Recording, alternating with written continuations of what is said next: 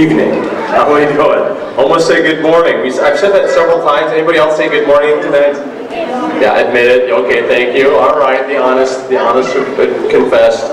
Hey, glad that you're here. Welcome in the name of Christ. If you visited tonight, if you're just part of the Thanksgiving meal, I'm so thankful for the people that have been a part of that, involved in not only organizing, but bringing that together. And so we have a lot to be thankful. If it's just for a meal tonight, or what else is happening, what else we know as evidence of blessings in our life. So as we go through these songs and sing, I want you to start thinking about what you're thankful for, what you're thankful for. I mean, right now, just start thinking of that. And we'll kind of come back. He does have something that she wants to relate to us and to other congregations that support that ministry. And it's this. She says, "Greetings from the Church of Hope. As we quickly approach the holiday seasons, I would like to be among the first to send you greetings in the name of the Lord from Church of Hope, South Dakota Women's Prison and Pier. I also would like to take this time to thank you for the support you have given to the Church of Hope, be it through your prayers, financial contributions, and or physical donations. Without your support, the Church of Hope truly would not exist. One of the ways we have been blessed and are truly thankful is for the generous support of the Christmas goodie bags. This is a bag filled with donated purchased food items to be delivered to each inmate at our facility on Christmas Eve. The goodie bags are the only Christmas gift the women are allowed to receive while incarcerated in our facility.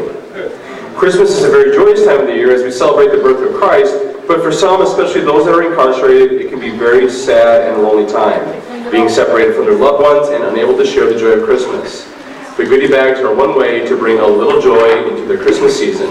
You have no idea how much this simple gift is deeply appreciated by the women. What a wonderful gift to share. And I have here, you can give financially to that. We're not going to take an offering tonight. We're not going to do any of that. But in the coming weeks, this is for everybody.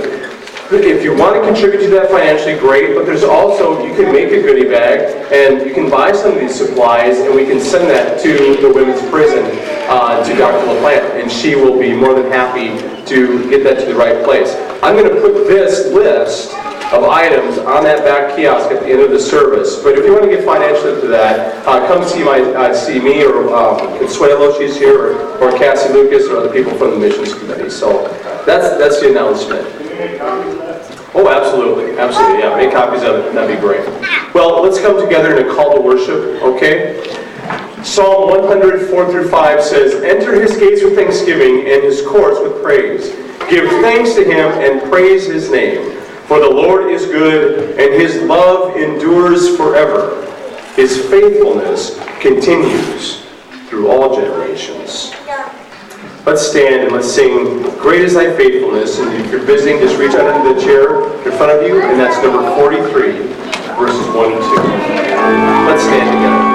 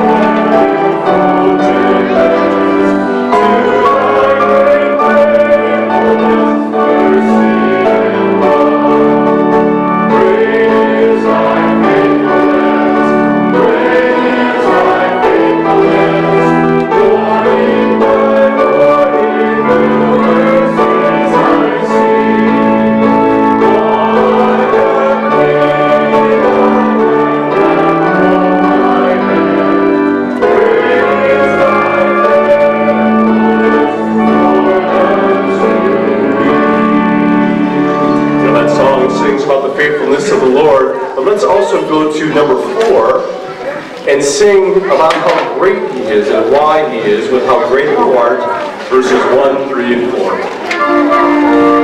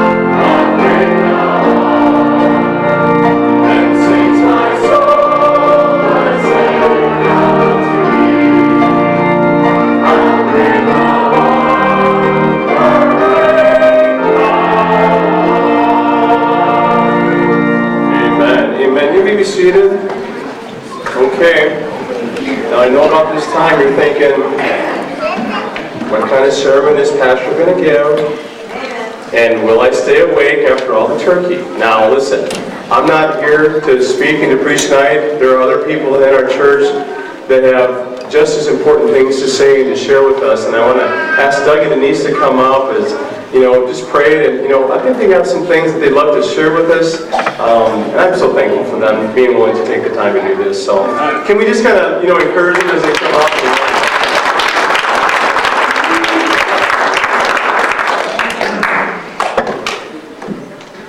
Of course, he had to choose a song that makes me cry before we can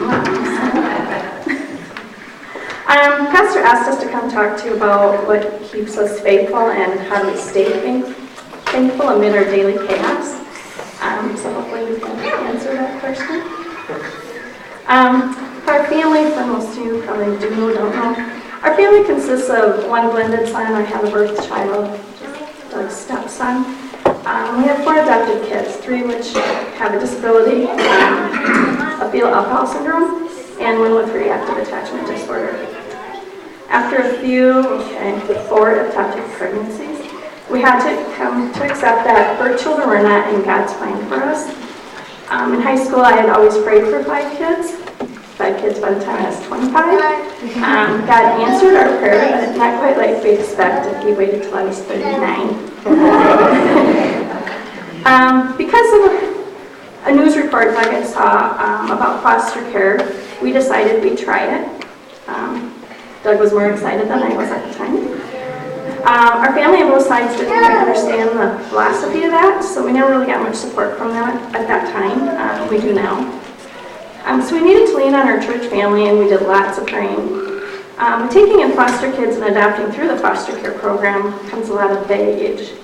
And with that baggage, we got baggage we were not necessarily prepared for. From health issues to to temper tantrums, meltdowns every time we went into a store, 5 feet through the door, to runaway attempts, issues with school staff not understanding how our kids think, to bullying, lots of bullying, social struggles, and to learn how to speak literally. So we're still practicing that one. But we would not trade them for the world, and we're very thankful God gave us both a good sense of humor to get through that. By God's grace, we have had the privilege to be part of 2 God-fearing church families. We attended a wonderful church in Sioux Falls. Then we decided we were going to move from T to Lennox, and we wanted to be closer to our church so we would participate. We were told by several members of our old church, probably 10 of them, to come here to Parker. God was talking to us, and we were not listening. So after 4 years, several churches, and a speeding ticket, we finally listened and we came to Parker, and we've been here ever since. And once we got here, we found that there were so many connections here to our church back in Sioux Falls. It was kind of amazing. Through that, we learned that we cannot do it our way. We needed to open our minds and our ears to hear what God was guiding us to do, and to trust His plans and not our own. We're still working on that one too. Because of the trials our family faces, almost daily we have had to be clever in our work schedules. Doug was a stay-at-home dad for almost 2 years, and he felt this calling to go back to work. We were doing fine. We need us both to have flexible schedules because of all the appointments and issues that arise, so we need to be very flexible. And with him going back to work, that meant I probably had to go part-time, and that was very scary for me. But he kept reminding me that we need to trust God, and He'll take care of us. A good reminder we keep going back to is Proverbs 3:5. Trust in the Lord with all of your heart, and lean not on your own understanding. And I really have to express that for myself. Doug does a way better job than I do. Through our journey, we have learned the power of prayer. We can remember back when Lucas was 5, he was very sick and had developed this nasty cough. After about 2 months of testing, I think we were doing like 3 tests a week, it was ridiculous. The doctors found a mass around his lung, but they didn't know what it was. So they decided they were going to go in and check it out. So we came to church, and remember the day we first asked for prayer for Lucas. And you probably get that. So it's still very emotional to me. Pastor Aaron asked the deacons to come lay hands on Lucas. And I'd never experienced that before, and I don't think Doug had either. After we were then sobbing uncontrollably because of feeling so overwhelmed by that, we were just so grateful. A gentle peace came over us, and it lasted all the way through his surgery, where the doctors discovered it was an enlarged lymph node, which can happen when you get infections on lymph nodes. Just don't go back down. And it was not cancerous, so we're very thankful that I think because of that laying of hands, we were able to get through that. So, question, how do we stay faithful? It's been a hard learning process, and we're still learning, but we have to say it is the people God surrounds us with, which is mostly you guys. God seems to keep placing people around us and in our paths that we can turn to when we get crazy on each other's strengths. One of us is at the end of our rope, the other one just jumps in. There's never an argument, it just happens. We don't really recall a time when we both have been at wit's end at the same time, but I think there's probably one, and it wasn't really good. So we try to remember the times when we could see God working in our lives, like the laying of the hands on Lucas. We do make very conscious efforts to surround ourselves with positive input, be it movies, music, books, etc. Most importantly, we make sure we talk to God daily. If not through reading the Bible, through prayer and simple conversation with God. On my way to work, I'm constantly talking to Him. We are still working on doing this as a couple, but coming along. We're never together. It's so easy to get caught up in the worldly activities. So how do we stay thankful? Besides Pastor Aaron's sermons. Again, we both make very conscious efforts to thank God every day for something. If it were not for God pursuing us, we would not be here today. Standing here, we'd be here, but just not standing here. For me, I was humbled when a friend of mine told me of her prayer partner who asked with every prayer request or praise, "So how can you thank God for that?" And that really stuck with me. And as frustrating as it is to do at times, I find myself asking that question whenever I'm faced with a new trial. We mentioned pastor's sermon because when we miss church, our attitudes show it, and we can feel it. Which is probably why we're up here today, because we missed on Sunday. So, we're very thankful God brought us to a godly church. Bottom line is we try to be very conscientious and to make purposeful efforts, not to let the world around us steal what God is trying to give us or hide what God is trying to guide us. Always be open to having an ear to hear and eyes to see God's plan. And what we'd like to leave you with are these two verses. 1 Thessalonians 5:18. Be thankful in all circumstances, for this is God's will for you who belong to Jesus Christ. And Colossians 3:15. And let the peace that comes from Christ rule in your hearts, for as members of one body you are called to live in peace and always be thankful. Amen.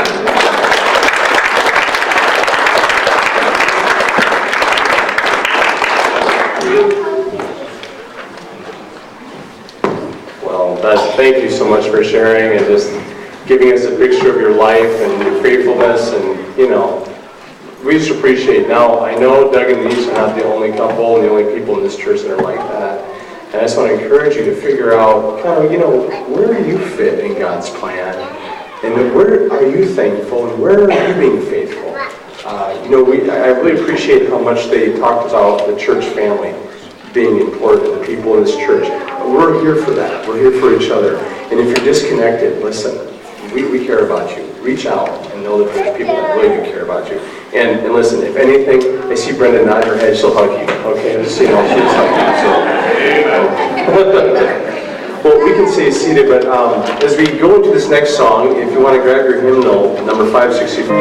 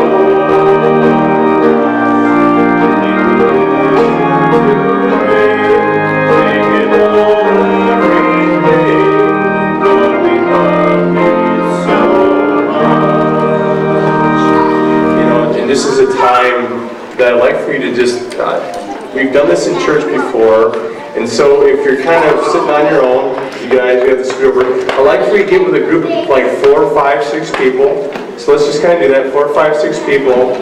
And I'd like for you just together to thank God together for the different things in your life. Just have a time of prayer together, and everybody take a turn and say, God, we are so thankful for this. I think it's really good for all of us to kind of hear that from each other. So let's do that. Let's just move into little groups of 4, 5, 6 people.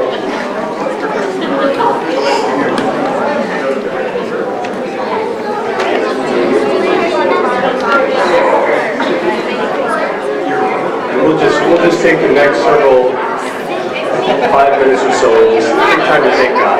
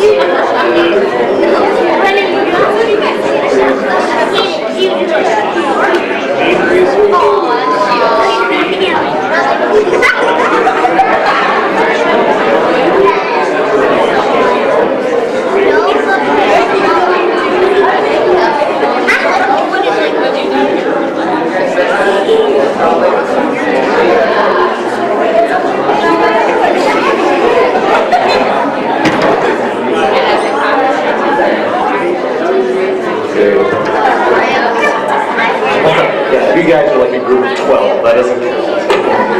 But let's kind of come back together. Let's kind of come back together if we can. Oh, I'm sorry.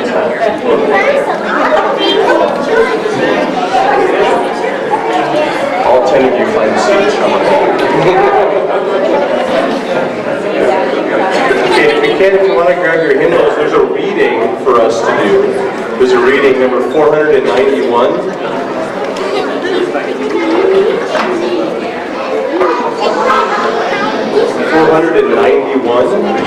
It's right in the middle of the hymns, 490, and then 491 is the number right next to 490, of course. I'll read the worship leader part if you would read the people part. And can we stand in honor of reading God's Word?